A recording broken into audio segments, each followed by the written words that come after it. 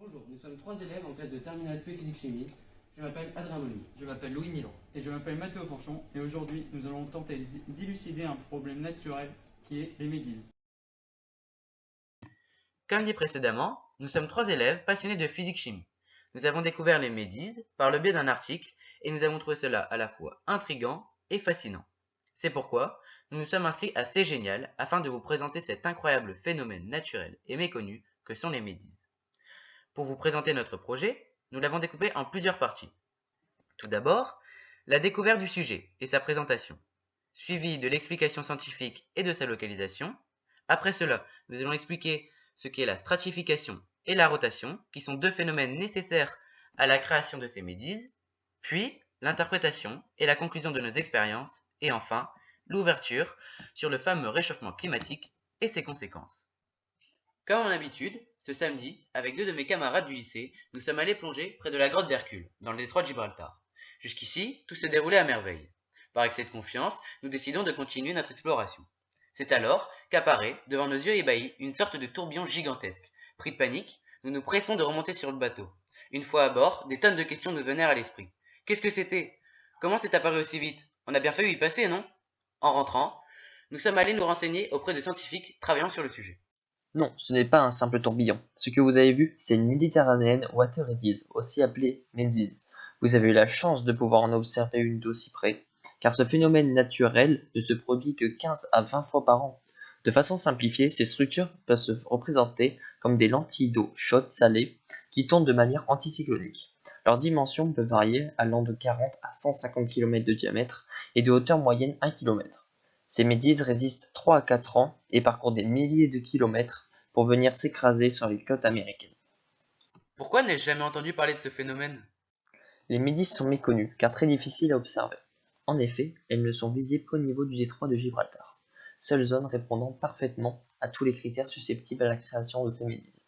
Cette zone est unique, elle permet la rencontre des eaux chaudes et salées de la Méditerranée et les eaux plus froides et moins salées de l'océan Atlantique, ce qui crée une stratification qui, combinée avec le mouvement anticyclonique, engendre la formation de méduses. Pour mieux comprendre, on va isoler chaque paramètre nécessaire à sa formation. D'un côté, la stratification, qui n'est ni plus ni moins que la disposition de matériaux par couches superposées et alternées. Il existe deux types de stratification linéaire. La stratification par différence de salinité et la stratification par différence de température. Ces deux paramètres, que l'on modifie durant les expériences, vont avoir un impact sur la densité. En effet, les deux ou trois couches, suivant les expériences, vont avoir une différence de densité assez importante, ce qui va permettre la séparation de ces milieux. Pour la réalisation en laboratoire, à l'aide d'une burette graduée, nous avons injecté un milieu coloré, plus dense de par un taux en sel plus important que le milieu présent dans le bécher. Cela permet de faire remonter le milieu du bécher, ici de couleur blanche, et créer une bicouche, en témoigne l'image ci-dessous.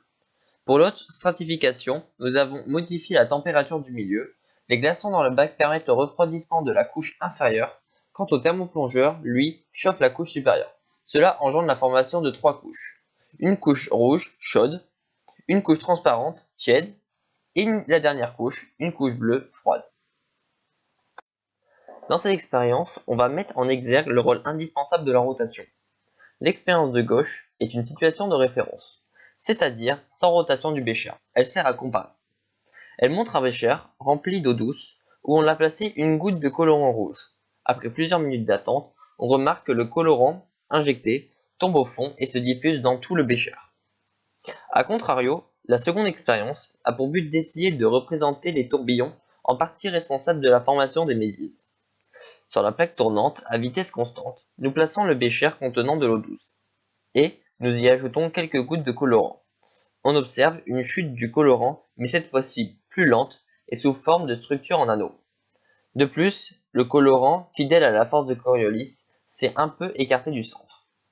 On remarque donc que la présence de rotation vient effectivement contraindre le fluide à évoluer à une distance du centre constante et favorise plutôt les mouvements verticaux. Dans les océans, la densité augmente avec la profondeur à cause des variations de salinité et de température. De plus, avec la rotation de la Terre, un mouvement anticyclonique apparaît. Ces deux caractéristiques des océans, qui en font un milieu stratifié en rotation, permettent la création de structures appelées médises et mis en évidence dans ces 2 vidéos ci-dessous. Par le biais de nos multiples expériences, nous avons montré que la présence d'une stratification en densité, d'une altération des paramètres de température et d'une rotation globale peuvent changer le comportement d'un fluide. De plus, la fréquence de Brun-Weissela montre une stabilité du fluide en présence d'une variation verticale en densité, c'est-à-dire une structure horizontale en couche isodense. Ceci s'oppose à la force de Coriolis qui, dans le cas d'un fluide en rotation, privilégie les structures verticales sous forme de colonnes stables. Ainsi, la compétition entre ces 2 effets permet la création de médises.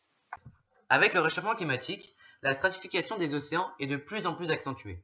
Cela réduit les échanges entre la surface et les profondeurs. En effet, cette configuration stratifiée stable agit comme une barrière. Elle tend à empêcher le mélange avec des eaux froides plus profondes. Elle a donc des conséquences néfastes sur la vie des océans en réduisant les échanges de nutriments et d'oxygène. Mais le réchauffement climatique augmente également la fréquence d'apparition des médises. Qui sait, c'est peut-être grâce au réchauffement climatique que vous aurez la chance d'apercevoir une fois dans votre vie ce magnifique phénomène naturel que sont les médises.